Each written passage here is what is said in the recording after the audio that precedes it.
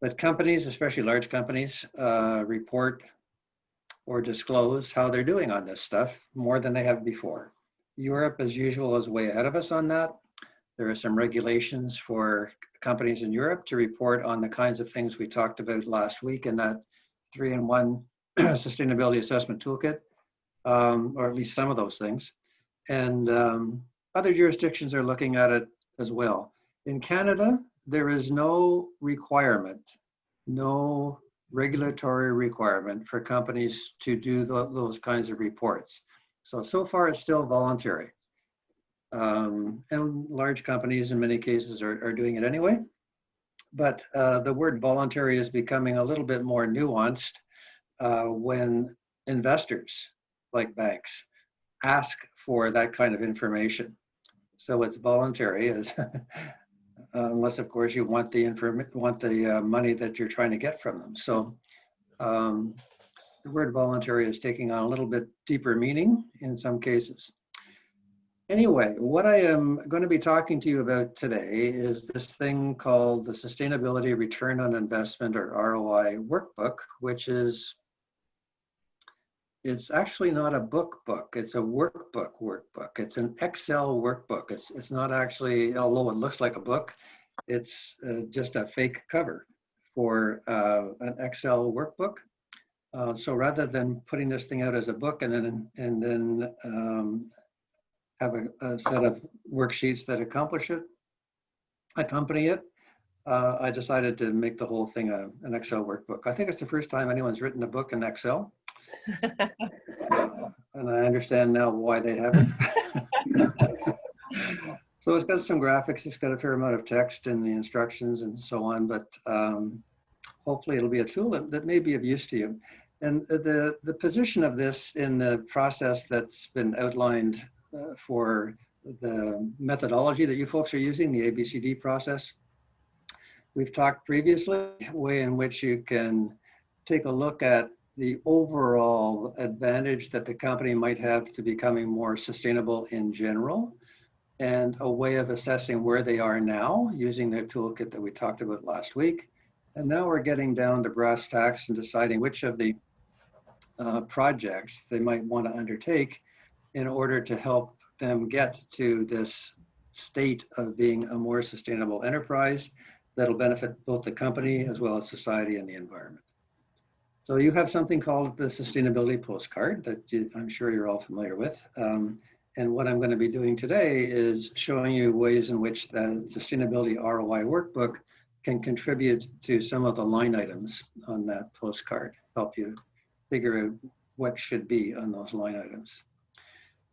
So again, just in terms of context, the new Sustainability Advantage and its accompanying dashboard and workbook that we talked about in the first session that we had helps you size the pot of gold at the end of the sustainability rainbow.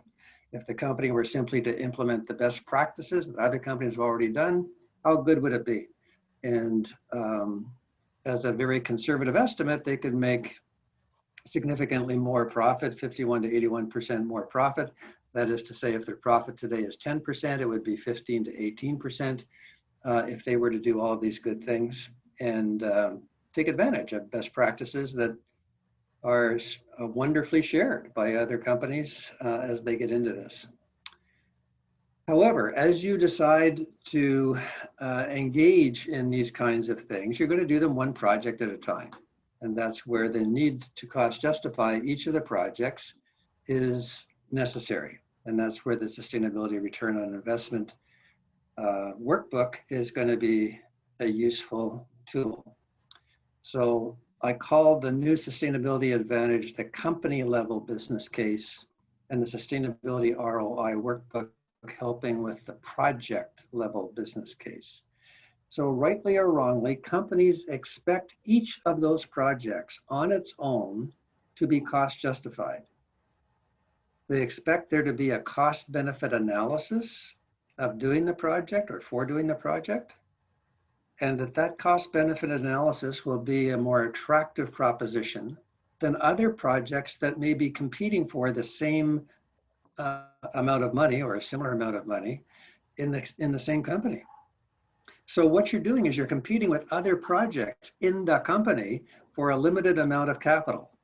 Companies never have enough to do everything, so they need to be a little careful about making sure that they're doing or making investments that are going to pay off the best.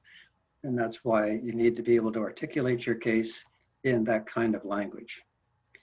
So that's what we're going to be looking at. To get us a little warmed up for what this challenge is, I'm going to give you an opportunity to play consultant. So let's suppose we want to justify a green building. So the situation is that your client, and if you don't have a client like this, fake it. Your client plans to build a new corporate headquarters building. Why? We're not sure, but they're going to do that. And you'd like them to use a green building design. Whatever that means to you, it would be nice if they used a green building design. It may be a LEED standard building, or it may be a BOMA BEST building, or it may be some other standard. But it's more green than a normal building would be. So you're all excited about this, and you think this would be a good thing. Here's the challenge. What are the top 3 benefits of green buildings that you will use to convince the executives of your client, the CFO, the Chief Financial Officer, the CEO, whatever these folks call themselves, that the extra expense of the green building is worth it? You understand the question? So I'm going to give you a chance to use the chat box to fill in some ideas as to what those benefits would be as succinctly as you can. You may see that others suggest ones that you are in the middle of typing, and that's okay. You can just finish yours as well. So there may be some redundancy, but let's take a look at some of the ones that you might think might be possible. So some of you are way ahead of it. That's fantastic. So reduce energy consumption, the first 2 talk about that. And that's a big attraction of these kinds of buildings, that they're insulated better, they take advantage of natural light, a whole bunch of other features that make the energy savings possible. Somebody mentioned water savings as well, which is also possible. Improved image, reputation of the company. Absolutely, especially reputation with customers and the community. Increased employee productivity is also a significant one. Reduced cost of heating. That may come back to energy, directly or indirectly, depending on whether they're using natural gas or electricity for heating. But that's one of the utilities that you may be able to save some money on. More comfortable, happier, more productive workforce, which ties back to why they might be more productive. So JP said the most obvious one is energy savings, but I think it's important to forecast energy trends into the future to show what the energy savings will be.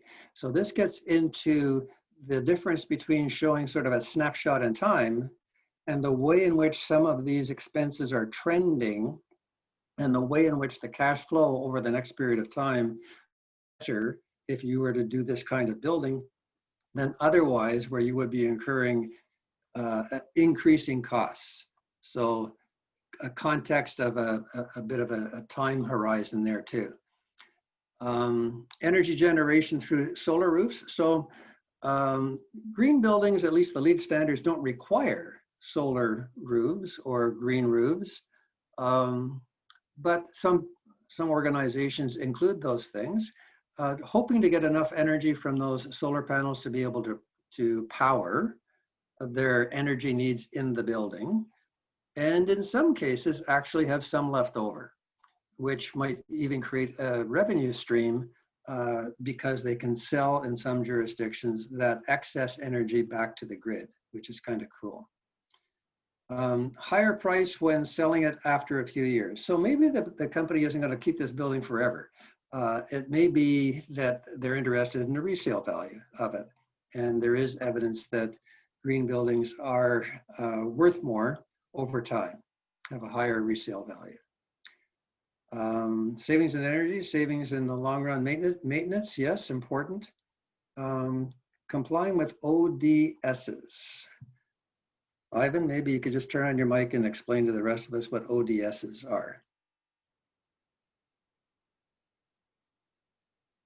I was referring to SDGs. Sorry? I was referring to the SDGs. Okay, so the Sustainable Development Goals. So the fact that you have a green building may help you attain better performance against the Sustainable Development Goals. Thank you. Partially leased green buildings make, okay, so if you're not going to own the building, or if you're going to lease the building, if it's bigger than what you need immediately, and in the meantime, you're going to lease out the part of the building that you're not using, you may be able to charge a premium for the fact that you are making space available in a green building. And that's very true for commercial space in downtown Toronto, for example. Green buildings command a higher lease rate than buildings which are not green. And actually, when I was working in IBM, we built a headquarters building at 3600 Steeles up in Markham that originally was too large for us. So we leased out part of that building at a really good rate because it was a green building. And then we needed the space ourselves, so we took it over. And then we needed more space, so we built a brand new building across the street and leased out the previous one as commercial space, and got a really good deal on that. So it was a revenue stream that we opened up as well. So the fact that these buildings command higher leasing rates is very often a big attraction. Belinda, better reputation among investors. Yes, some investors are interested in whether the company is paying attention to these kinds of things, climate related things, energy use, greenhouse gas emissions, and so on. And this reinforces the fact that they care, which might make them a more attractive company to invest in. Additional funding possibilities from governments. So there are pools of funds, not only from governments, but from the private sector as well, that are being squirreled away for sustainability finance, green finance, and you may be able to qualify for some of those funds, which sometimes have a better, not always, but sometimes have a better rate associated with them. Increase well-being of employees by providing greener spaces. Yes, healthier. So they're not going to be sick or absent, and maybe even more productive.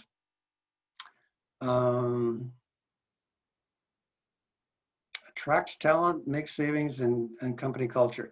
Yeah, so it's not only for the current employees, but some places are talent magnets because they have these attributes. People want to work for companies that have those kinds of facilities, so it could be an attractive differentiator between you and other companies competing for the same talent. Happier? Yeah, strangely, companies aren't as interested in the happiness as you might expect they are. They're more interested in satisfaction, which is slightly different than being happy, but especially productivity. So as long as the employees are more productive, they don't really care as much as you would hope they would about whether they're happy or not. But they usually are happier. They feel more energized and healthier. Reduce regulation risk, absolutely. There are regulations on the horizon that may require this kind of thing. You can get ahead of those and not have to go through retrofits to be able to meet the regulation. Seem to be doing the right thing, which ties back to image and reputation with stakeholders. Lead sustainability agenda within their supply chain. Yeah, actually, they can be a leader and lead by example as to the kinds of things that they are encouraging their suppliers to do. SDGs again. Oh yeah, after COVID, with so many working from home, it may be more difficult to incentivize people to work in an office building. So one of the attributes of green buildings is air quality.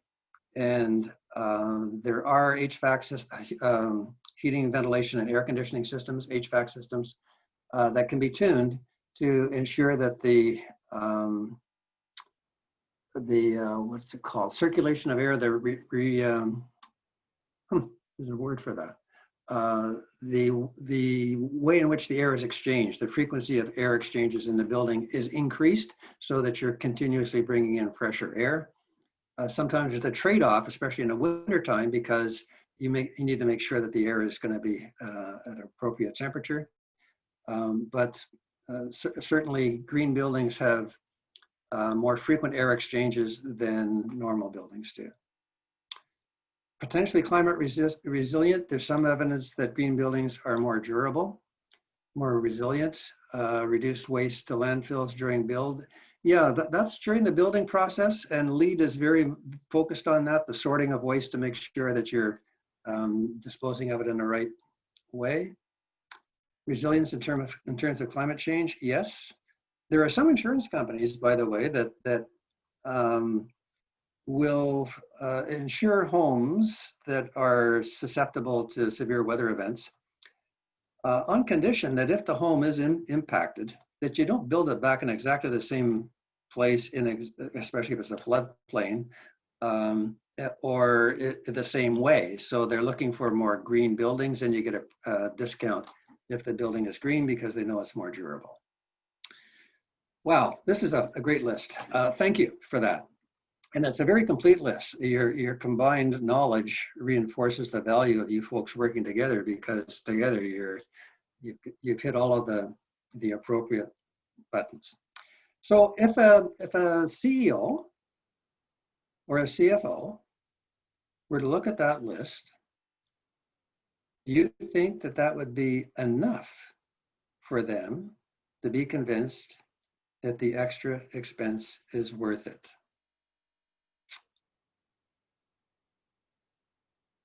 So you can put a yes or a no in the chat box. I guess a poll would be even cooler here, but it's hard to do one dynamically. So a few yeses and a few nos. The ones that say no, why do you say that? Because these are pretty impressive factors. So JP says it'd be critical to show numbers side by side with cost. So what we get into here is the language of executives. All that we have done in the chat box is put in really good words. And they are really good words. But what these folks need, in the way in which they normally make decisions, is more data. And data in their world is best if it is quantified, if not monetized. So we get into qualitative aspects and quantitative aspects. And the more you can put a quantitative aspect on a qualitative attribute, the easier these discussions normally proceed. So there are two things that we need. One is some numbers around these things, hopefully monetized numbers. And the second thing is the way in which the question is worded. It implies that this is going to be more expensive.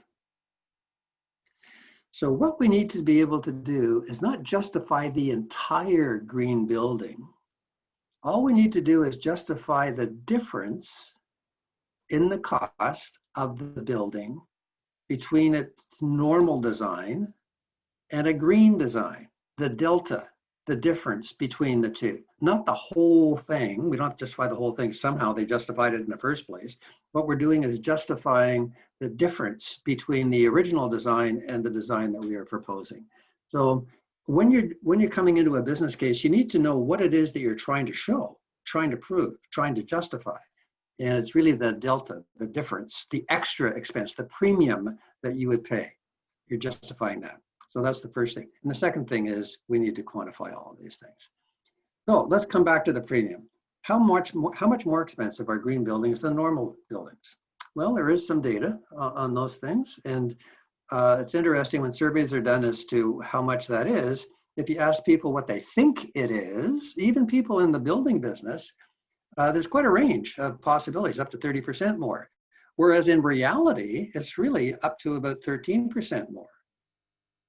And there's also some data that shows that actually it's nowhere close to that these days. It's even less. It's maybe people think it's about 17% more, but actually it's only about 2% more. So what we're finding is that the premium that you're paying for LEED standard buildings is nowhere close to what people think it might be. And it also has to do with the level of certification that you're going for. And as you can see there, it's all the way from LEED certified up to LEED Platinum.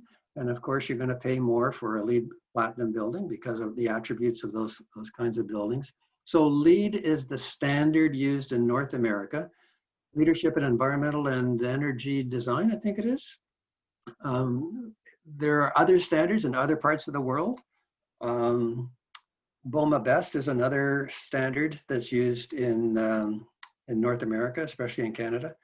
But they all have various thresholds of certification, and they all require a little bit more effort to be able to build them.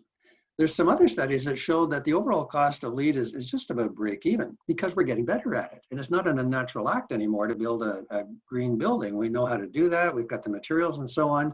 So the expertise and the ability to create these things is not as hard as it used to be. Plus, in some cases, if you've done it before, than building a normal building, and it's faster. So it depends is a long way of saying it. And so, and by the way, you need to also realize that there is no requirement in LEED for green walls or green roofs or solar. So if you have those things in the design of the building that you are recommending, they may add some more as well. So your first challenge is to know how much more it would take and do an estimate of that as well. So that's the extra part. What about all of the benefits? You nailed the energy one right off the bat. You hit that one. That's the big carrot for green buildings, that you're going to save money. And as you can see, you can save up to 37% of what the energy cost would normally be for the building, depending on the level of certification in LEED. So energy is a biggie. If you take a look at this array of various benefits, you can see that energy, which is the orange box here, is one of the bigger ones. But let me just explain this overall chart to you. What it's showing is the cost per square foot, the net present value of the cost per square foot over a 20-year period. And if you're not comfortable with all of that, just look at the relative sizes of these things, because what it suggests is it's going to cost you a little bit more for the construction of the building. This is the premium cost. The construction of the building, let's say it costs you $3 to $5 extra per square foot to be able to create a green building. That's the net present value over 20 years, all that good stuff. That gets you into a negative area from zero, so negative benefits. And then you start getting the good stuff, the benefits that offset that. Water, you can save on water, but rightly or wrongly in North America, we don't charge much for water. So although it's absolutely vital and really, really important, the actual costs associated with water are relatively low, unless you're in a very, very water intensive kind of process in a plant, such as a bottling plant or something of that nature. Then you get into emissions. Depending on the jurisdiction, it may cost you something if you've got emissions, especially greenhouse gas emissions, and we put a price on carbon. And then there's the one that you just mentioned, which is energy, one we just talked about. But notice this one. This is a big surprise for a lot of folks, that the maintenance and operations costs of the buildings are significantly lower in a green building than they are in other buildings. You don't have to spend as much time on the cleaning and then changing light bulbs and all that kind of stuff. It's a much better built building. So huge savings there. And that's a big surprise for a lot of folks. There's a guy that I mentioned before, Paul Rack, the Veriform story in Cambridge, Ontario. He saved a ton on energy savings as he got into the projects that he undertook to be able to reduce his greenhouse gases. It was about 1.5 years into that effort that he called me up and he said, I just found something that I didn't realize, but I'm saving a fortune on maintenance. So it was a pleasant surprise. It wasn't his intent to do that, but he realized that his maintenance costs went down. He wasn't using the equipment as much. He was turning it off when he wasn't using it, less wear and tear, less maintenance required. A whole bunch of reasons that he was able to attribute to that, but it was a pleasant surprise. So that's a bit of a sleeper in a lot of the business cases for green buildings, that the maintenance and operations costs are lower. So we've got better data on that. But the biggest benefit of a green building is not on this chart. Anybody want to volunteer what that might be?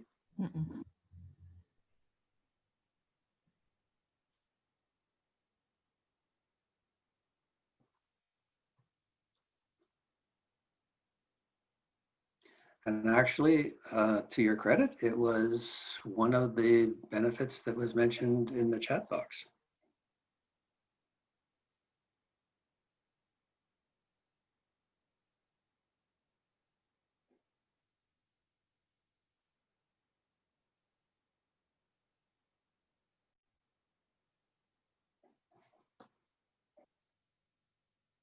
Just flip on your mic and this is the interactive part here.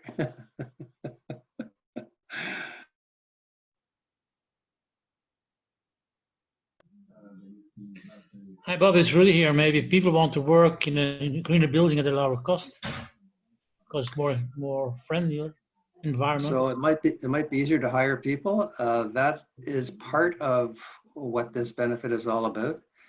So it's going to attract people, but usually the savings in hiring costs are not big enough to make it a big deal. But there is an associated benefit that is a big deal. Willard here. Sorry? Willard here. I just want to say that maybe like employee productivity in terms of both that they don't need to, the employees are not leaving that often. Yes. Either on sick leave or completely leaving the company itself. Exactly. So here's a chart that takes all of these nice colored boxes and puts them into line items. And what it says is the energy savings, the emission savings, the water savings, the operations and maintenance savings that we showed before, although they're significant, are nowhere close to the productivity and health benefits of green buildings. They, as a total, don't add up to the productivity and health benefits. So this is huge. And that's why companies happily pay extra to have their employees working in a green facility, because they know that whether they're blue collar workers or white collar workers, they're going to be more productive. So how do we know that? Because we do before and after studies, at least the green building councils in Canada, the US, and Australia especially, do before and after studies of the same people doing the same work in the same facility before and after retrofits, green retrofits. And not only is there a blip when they come back in, they're more productive because they're all excited about the new location, the new facilities and so on, but it stays high. And in fact, it goes higher. So what's going on here? Why are they more productive? And it turns out there are a number of factors. And some of these, especially for green buildings, are going to be more significant than for normal buildings. So the air quality and ventilation, as you probably know, there's a lot of effort in a green building to reduce the volatile organic compounds, the VOCs, in the building. You and I are surrounded or anywhere else by volatile organic compounds. They're coming off the furniture, they're coming off the technology, they're coming off our clothing. There's always a lot of VOCs. In green buildings, they bend over backwards to minimize the volatile organic compounds that are coming from the paint, from the floors, from the walls, from the fabric on the furniture, from everything. There are furniture companies that specialize in green furniture that emit a lot fewer volatile organic compounds. People seem to be more susceptible to that stuff these days than they used to be. So that's an air quality contributor. Thermal comfort, daylighting, huge factor. Layout and so on. Biophilia. What's biophilia? What is that? Anyone know what that is? Love for nature. Sorry? Love for nature. Yeah, love for nature. Mm-hmm. We're not quite sure why, as human animals, we respond so well to that. But if you've got a view, either inside as a green wall or outside as sky or water or grass or trees, green and blue seem to work well for us as human beings. So if you've got a view like that, that makes a difference. And because there's a lot of daylight normally in a building, it makes sense that there's going to be something on the other side of the window. And if it's not a brick wall, that's kind of cool. It makes, for whatever reason, it works for us and we're more productive. So just to elaborate on a couple of those factors that we mentioned, the outside views part, there's some good information, data statistics associated with the way in which that contributes to our memory function and our productivity, depending on the job we're doing, or our healing ability if we're in hospitals. Goodness, you heal better in a hospital room that's got a view. Daylight, more productive as well, and individual control over some of the systems that have to do with our comfort also makes a difference. The point of this slide is not so much the numbers, but the fact that we're getting better data than we used to have before. So we can back up our words, our claims, with better numbers that show that we're not just wishful thinking about this stuff. There's actual evidence that people are more productive or that energy is saved and so on. So being a little bit more credible with numbers is kind of helpful. So when we put all of this stuff together, we need to be careful about who it is that we are talking to when we have this conversation. And depending on their role, they're going to be interested in some of these benefits more than other benefits. So if you're talking to the owner of the building, they're going to be interested in what one of you mentioned as a slower depreciation of the building. In other words, the building is going to be worth more later on. Increased occupancy rates, which was another one as well. So they're interested in that. Whereas the tenant is going to be more interested in the productivity, so that they're going to pay more for the leasing of the building and the health and well-being of the employees as well. And then you have these folks the builders of the buildings, and they're going to be interested in, of course, making sure that they're going to get a good sales price for it and so on. So depending on the orientation of these folks, you may want to lead with the benefit that is most relevant to their interests. There are some that are going to be common to all of them, the ones in the middle and so on. But what this is reinforcing is it's good to have a good business case, a good cost-benefit analysis. It's even better is after you've done that, lead with the benefit that is the most closely related to the role of the person you're talking to. And then bring in the other benefits later on as sort of icing on the cake. But get their attention with things that they care about initially. So that's part of the sales job that you and I have as change agents. Be smart about what it is you start the conversation on to maintain their interest and raise their interest in this, and then bring in some of the other factors as sort of a more holistic perspective on why not only they, but other folks might be interested in this as well. So that's a bit of an overview of the way in which we can take some of the benefits, the words, and hang some numbers on them for a building. And as you can see from that example, it touches on a lot of the benefits that are associated with any sustainability project. So what I've done is I've looked at business cases, probably about 24 different sustainability business cases, to see what factors they talk about when they are saying it's going to be a great idea to do this sustainability project. So I've taken all of the factors, all of the line items, all of the kinds of benefits that they say might be possible, and I've put them into a master list of all of those things on one of the spreadsheets in the Sustainability ROI workbook. And what I'm on this slide showing you is what some of those things are. So there is an opportunity for the company, and this is a little soft, but purpose fulfillment is becoming more important to companies than it used to be, especially a multi-stakeholder purpose, a purpose that contributes to the social good. Companies are getting a lot of heat these days to repurpose themselves so that they're not only going to be of benefit to their shareholders and help to maximize shareholder wealth, they're going to also maximize stakeholder well-being. Shareholders being one of those stakeholders, but that's customers, that's employees, that's the community, that's the environment, it's suppliers, it's governments, it's society at large. So the purpose of an organization is under scrutiny and is being legitimized now as paying attention to more things than they used to, and that's good. Contribute to the SDGs, a couple of you mentioned that one as well, which improves their social license to operate and their image and their reputation with the community. And then you get into a bunch of things that have some easier dollar signs associated with them. The fact that they might make more revenue.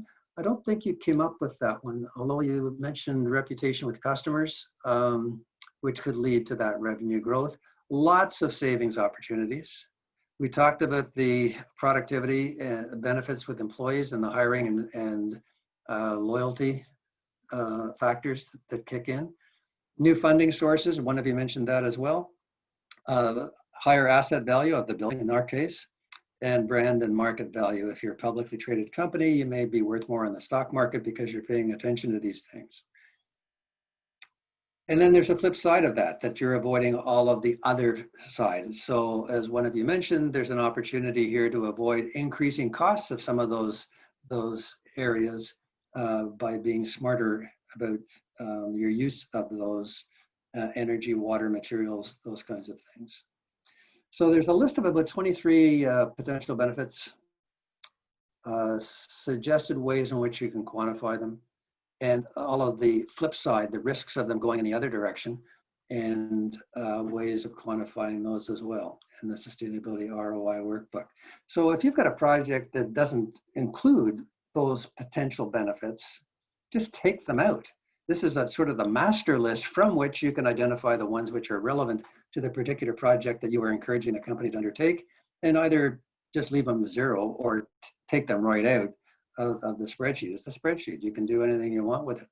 And it's, you know, free, open source. So I'm encouraging you to tailor it to your particular situation.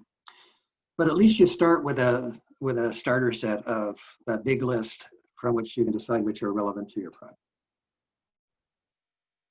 Any questions so far?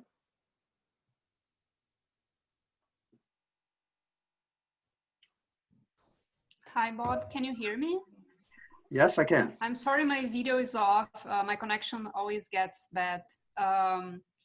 So regarding the LEED certifications, do you have any news on how COVID has affected the market for that? Like, on the one side, you have the uncertainty and developers don't want to try something new, especially if they still have in mind that it's more expensive, even though it's not.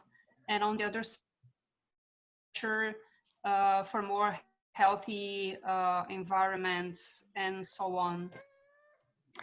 Yeah, it's a real quandary for a lot of owners of commercial space. They're really suffering now. Or companies that have been tied into leases are suffering because they're paying for the lease and they're not being able to take advantage of those facilities for their employees. So the way they're trying to get around this is two ways. First of all, if it's a high-rise commercial space, elevator service is a big issue, and how many people you put on elevators and all that kind of stuff. So trying to work that out and staggering the hours that employees arrive and depart and so on.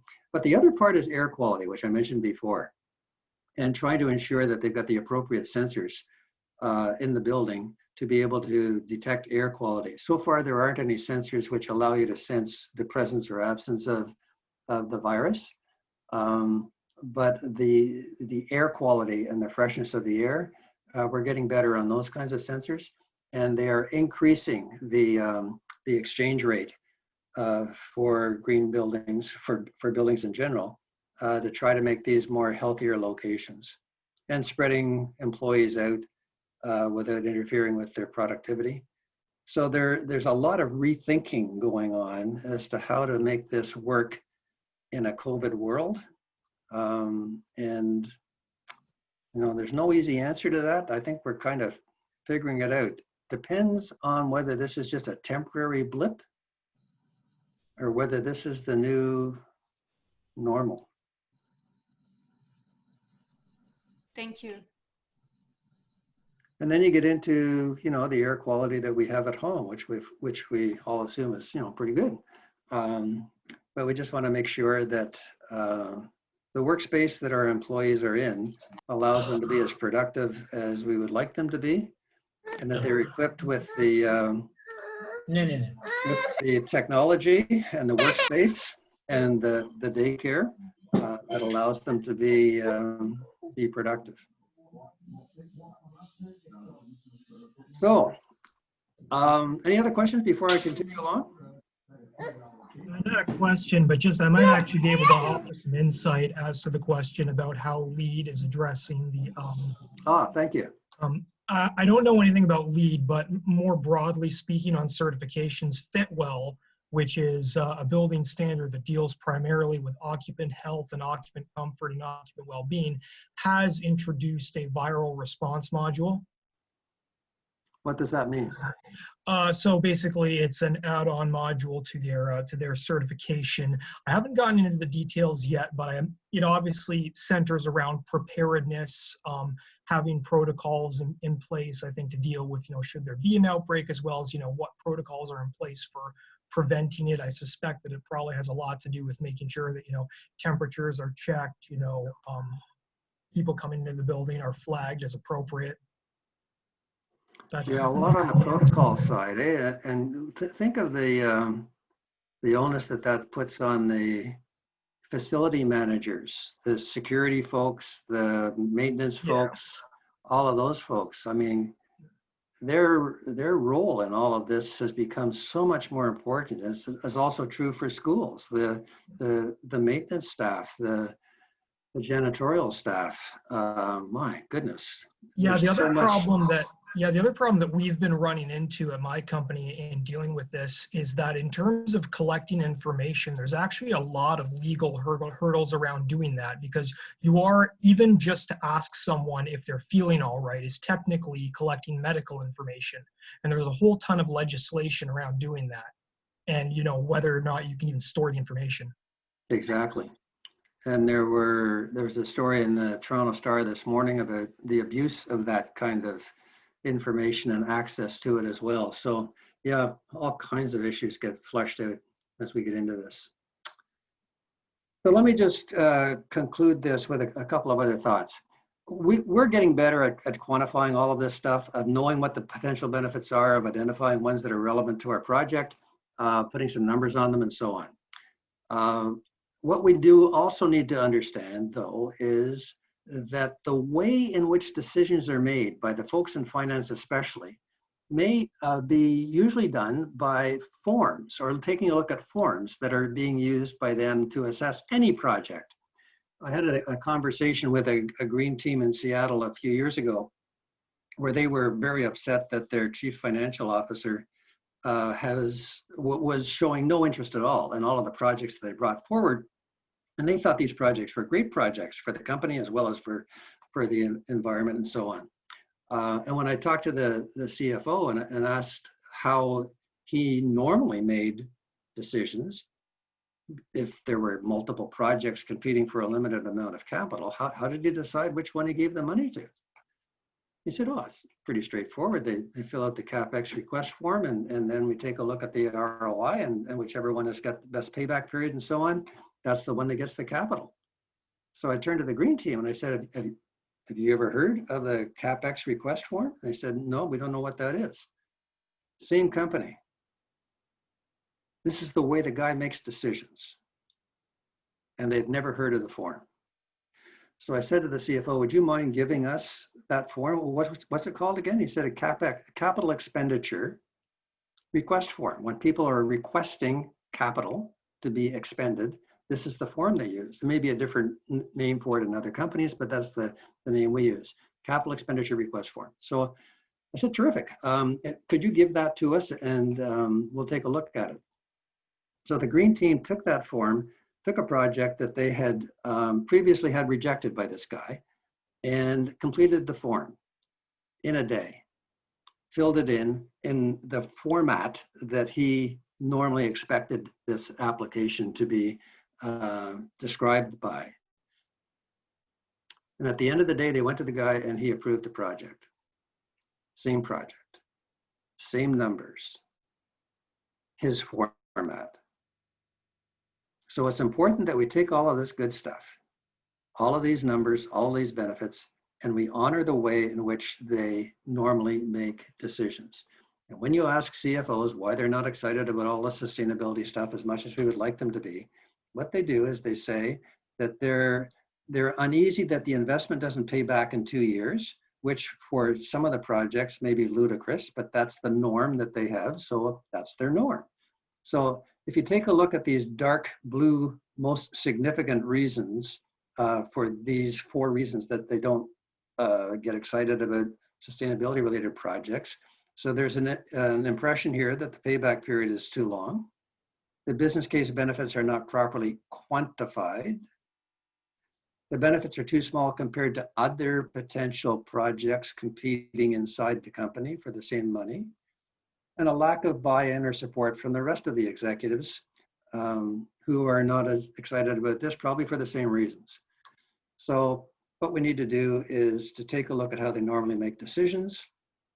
This is the CFO business case form that I referred to before. It's a capital expenditure request form, and it's pretty straightforward. It's been like this for years.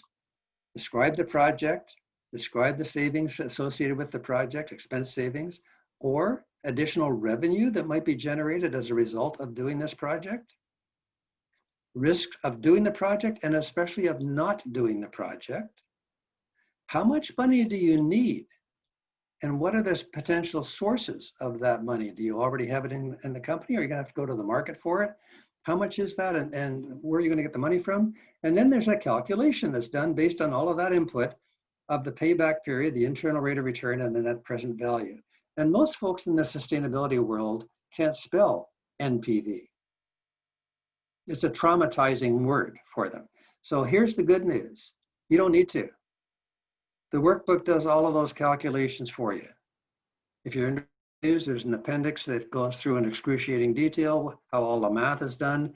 But basically what it does is it gives you those numbers based on the input that you put in and the other line items. Plus, it includes other information. So there is a group of folks called the CFO Leadership Network in the UK that took a look at this form and said, you know, as chief financial officers, this worked in the 20th century, but in the 21st century, we need to use additional information. So they put out a report called CapEx, and it says our financial models, like that form, may have brought us success in the past, and we shouldn't abandon them now, but we should think about how new information can better inform our capital investment, CapEx, decisions.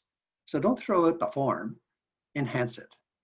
So what I did was I took their form, their ideas, 6 of them primarily, and the old form, and I created a new 21st century CapEx request form, which has the same areas of topics, except what I've shown with plus signs here are things that I've slipped into there that are worth considering in the 21st century. So the purpose of the company, the long-term strategic plans, the way in which this project might contribute to the realization of environmental and social goals that the company has set for itself, direct and indirect benefits associated with the revenue and expenses, and so on. So what I'm showing here is that it's the same form, it's just that there's more information, and the way in which the workbook is structured is that there are spreadsheets for each of these areas, and they all feed into the front piece, which is the spreadsheet, which is the summary of all of this information. So there's a form that is gradually filled in automatically by Excel as you complete each of the spreadsheets in the workbook. And then the calculation of payback period, internal rate of return, and net present value is also done for you. So that's the way it works. So what I'm trying to do is provide the kind of information that you would then transcribe into their form, or if it's an online system, enter into their online system, but it's sort of a workbook to create those numbers in the first place. There's also an appraisal form, which is kind of important because what it suggests is maybe the only thing that they look at shouldn't be the payback period, internal return, and net present value. Maybe it's not 100% on this. Maybe their decision might be a little bit driven by the fact that maybe purpose and long-term strategic plans and how this project is going to help the company do all of that, maybe that's worth something, maybe 10%. And maybe just on their own, the fact that you're going to be able to have assets that are worth more and save some money and make some more money, maybe that's worth something as well. Maybe that's another 10%. And maybe avoiding risk is another 10%. So maybe this is 70. You don't decide that. I don't decide that. They decide that. But what you're doing is you're planting seeds here, saying, you know, maybe some of these just on their own are important to think about as we look at various opportunities to invest money inside the company. And then they take a look at each of the projects, project A, B, and C, and so on, and they score it on how well it's doing on those things. And they take the score times the weight that was assigned to the line item, come up with a weighted score, and the one with the best weighted score wins. Pretty straightforward. Multi-criteria analysis. That's not a Bob Willard idea. That's a CFO leadership network idea. These are chief financial officers talking to chief financial officers on how to make a decision in the 21st century. All we're doing is we're making it available to everybody.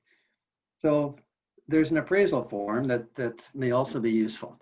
The big question with any tool like this is where the heck do you get the percent improvement possibilities? Like, how do you know you've got the right percent improvement on energy savings or revenue generation, all that kind of stuff? And there's no easy answer to that. You're estimating, you're forecasting. And there's, you know, some science to that, but there's a lot of art to that. And it's very subjective. So what you do is you engage the people that know what these things are all about in the organization, the people that own the data in the first place, or the people who look at these kinds of things in the organization.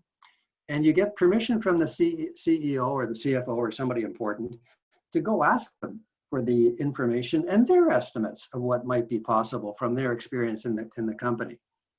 And you benefit from that experience, or you benefit from other companies in your sector that have gone public about what they've been able to do with this kind of project, or other just sustainability business organizations that have some experience that they're willing to share as well.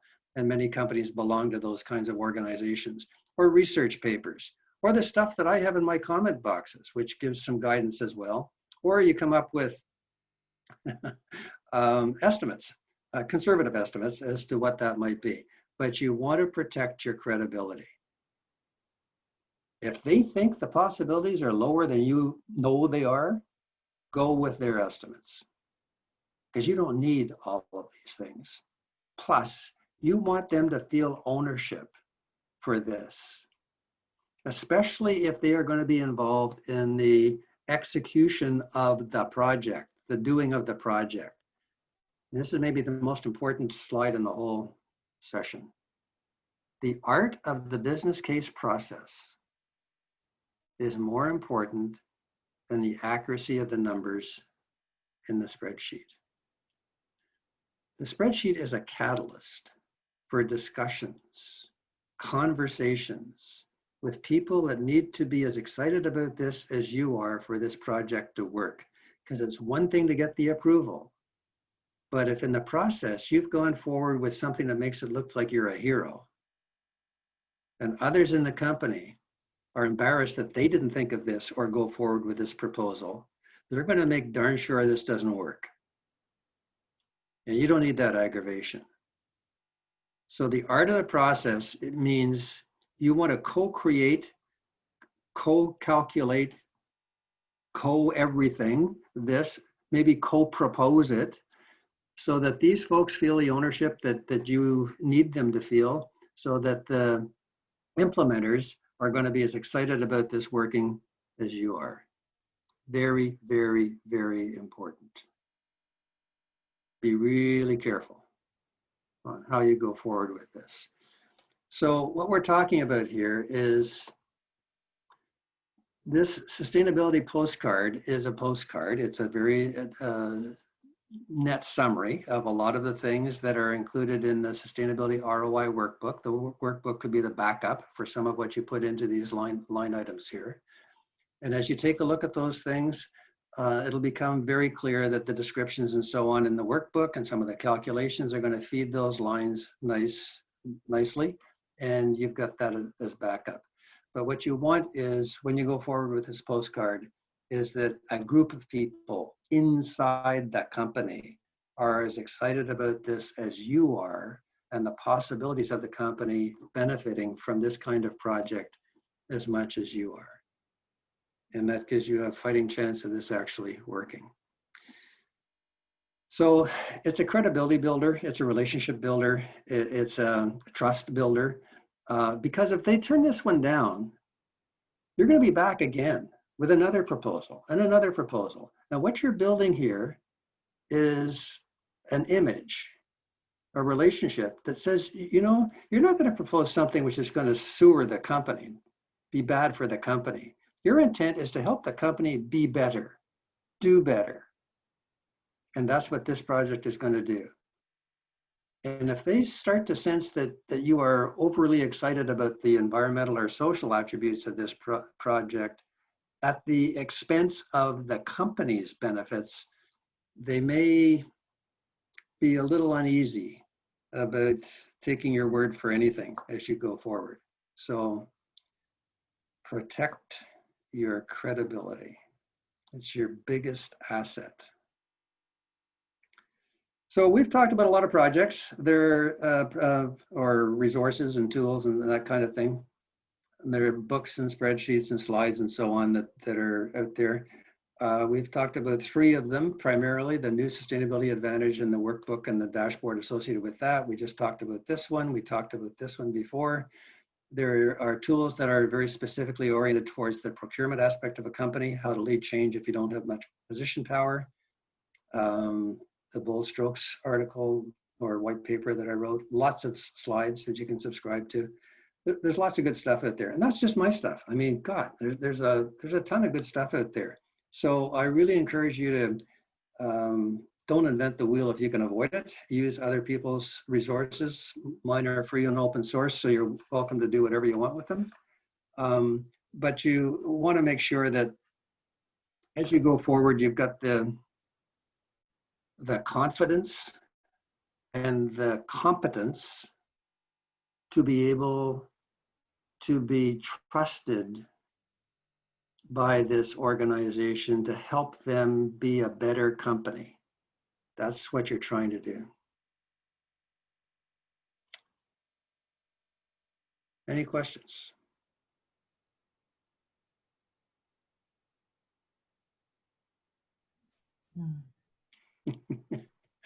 Isn't this easy stuff?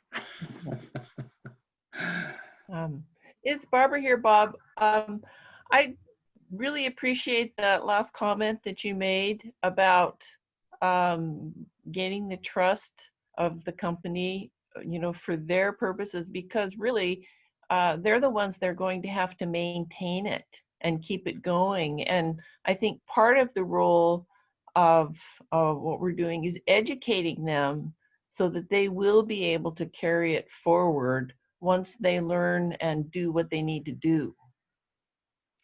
Absolutely.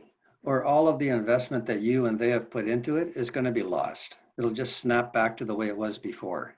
Yeah.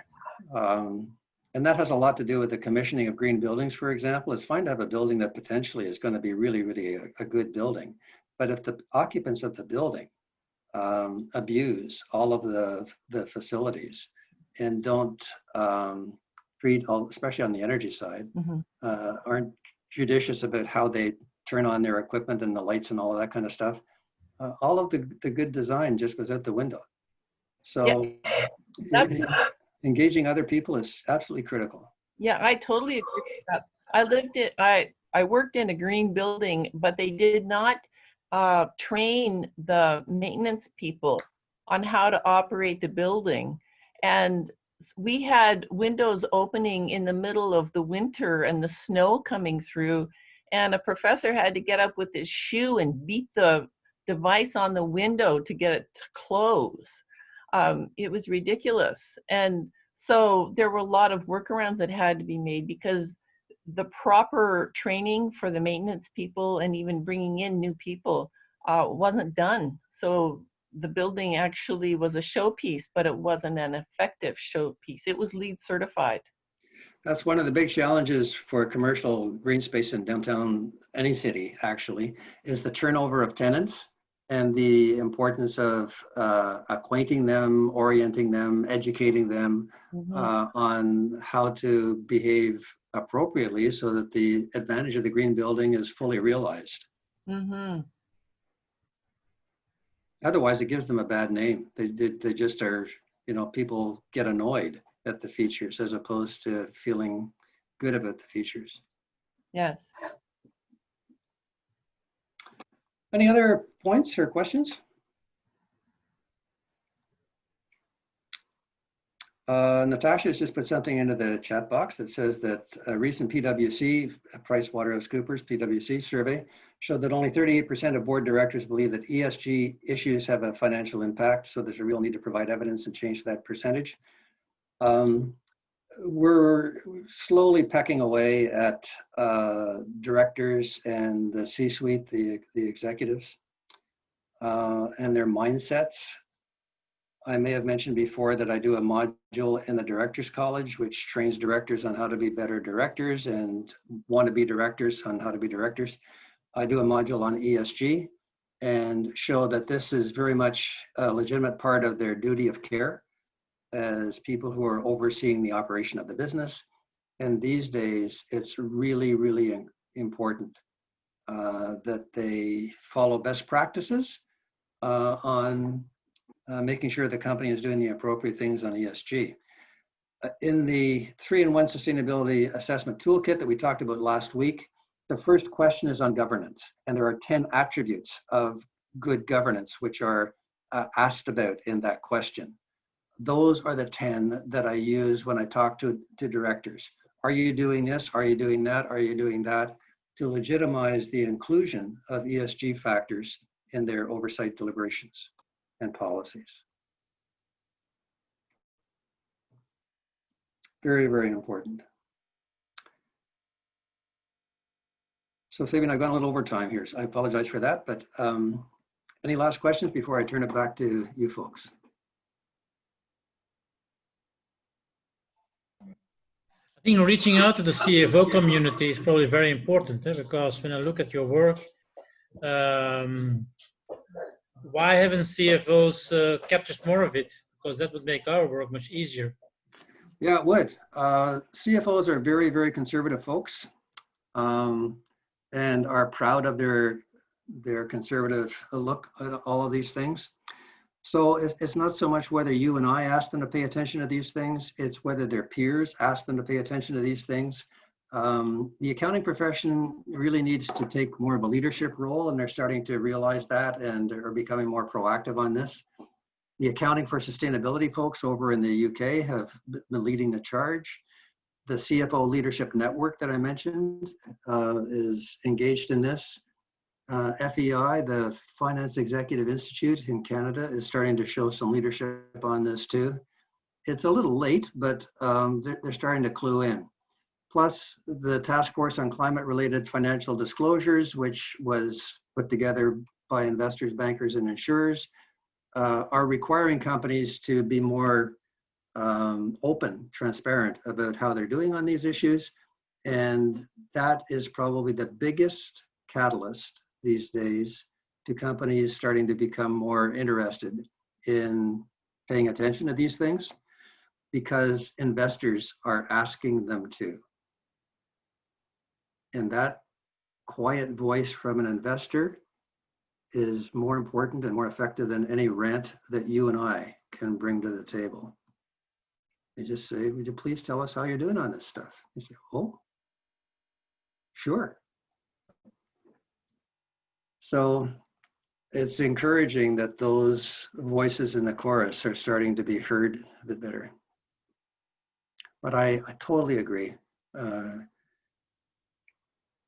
There is so much that needs to be done to legitimize these considerations in the executive mindsets. And unfortunately, most of the MBA schools that they graduated from didn't pay much attention to this. The certification of CPAs in the competency map that they are driven by has paid little attention to sustainability. So there's a real effort that some of us are into to try to get that competency map for CPAs updated to incorporate sustainability as a set of competencies that the certification is going to require them to show. So there's a whole bunch of things going on. Hopefully some of them will work. And we got all you folks, right, that are going to be having these conversations with them and helping them see that this is good for the company as well as good for things that we.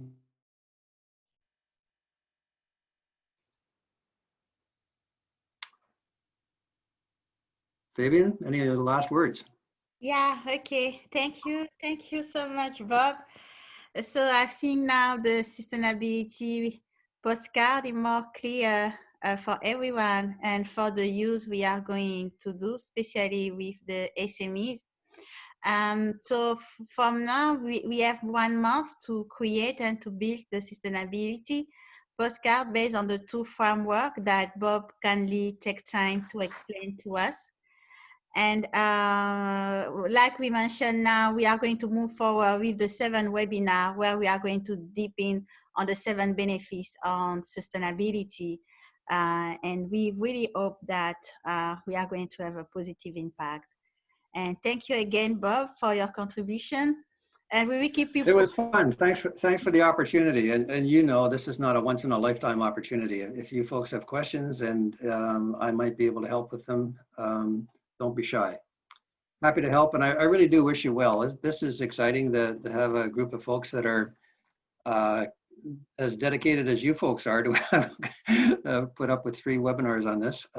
And hopefully this will be useful information to you as you go forward. Yeah, of course. Thank you Take care. so much, Bob. Okay. Thank you. Bye-bye. Bye. Mm.